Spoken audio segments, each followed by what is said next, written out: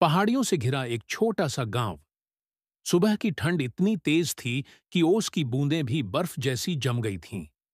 गांव के लोग अपने घरों में आग जलाकर बैठे थे, लेकिन गांव के किनारे एक कच्चे घर में रहने वाला गरीब किसान रामू ठंड से कांप रहा था।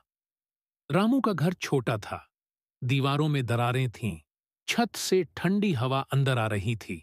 उसकी पत्नी सीता छोटी बेटी गुड़िया को पुराने कंबल में लपेटे हुए कह रही थीं, रामू, लकड़ियां खत्म हो गई हैं। गुड़िया रात भर कांपती रही। कुछ करना होगा, रामू ने धीरे से कहा। सीता, आज खेत भी देख लूंगा और लकड़ियां भी ले आऊंगा। रामू खेत पहुंचा, लेकिन उसकी आंखें भर आईं। फसल पर पाला पड़ चुका था। धान के पौधे बर्फ जैसे जम गए थे। महीनों की मेहनत कुछ ही घंटों में ठंड ने छीन ली थी। घर लौटने पर उसने अपनी बेटी गुड़िया को कांपते हुए देखा। उसने फटी शॉल में उसे लपेटा। गुड़िया बोली, बाबा, बहुत ठंड लग रही है। रामू ने मुस्कुराकर कहा, बेटी, बस थोड़ा सब्र कर, कुछ ना कुछ रास्ता जरूर मिलेगा। शाम होते ही ठंड और भी खतरनाक हो गई, लेकिन रामू जंगल की तरफ निकल पड़ा। उसे लगा कि शायद कहीं कुछ सूखी लकड़ियां मिल जाएं। रास्ते भर तेज हवा चेहरे पर चुभ रही थी, लेकिन परिवार को बचाने का हौसला उसे आगे ले जा रहा था।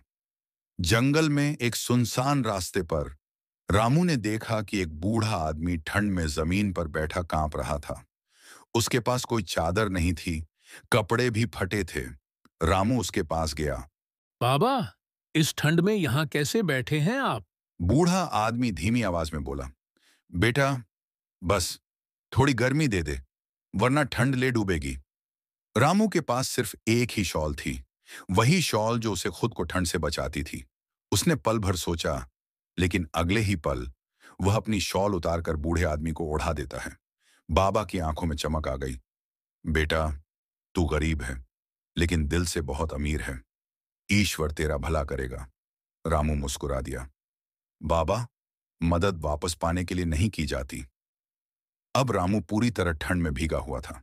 रात अंधेरी थी, हवा बहुत तेज। घर पहुंचते पहुंचते रामू बुरी तरह कांप रहा था। सीता दौड़कर आई। रामू, तुम शॉल कहां छोड़ आए? रामू ने बस हल्की मुस्कान दी। सीता सब समझ गई। उसने तुरंत आग जलाई और रामू को कंबल में लपेट दिया, पर ठंड ने उसे बीमार कर दिया था। अगली सुबह सीता ने दरवाजा खोला और चौखट पर देखा, लकड़ियों का बड़ा ढेर, गर्म कपड़े और अनाज की बोरी रखी थी।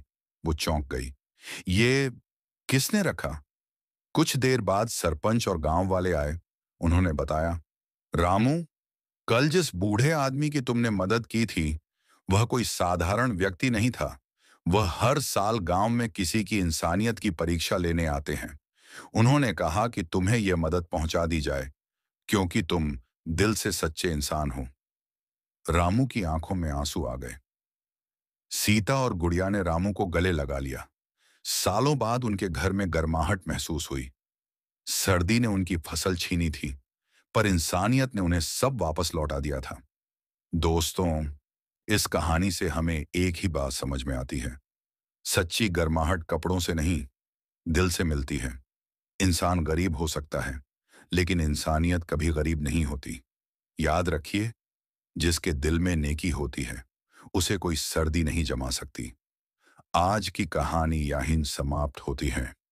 मिलते हैं अगले वीडियो में एक और प्यारी सी कहानी के साथ।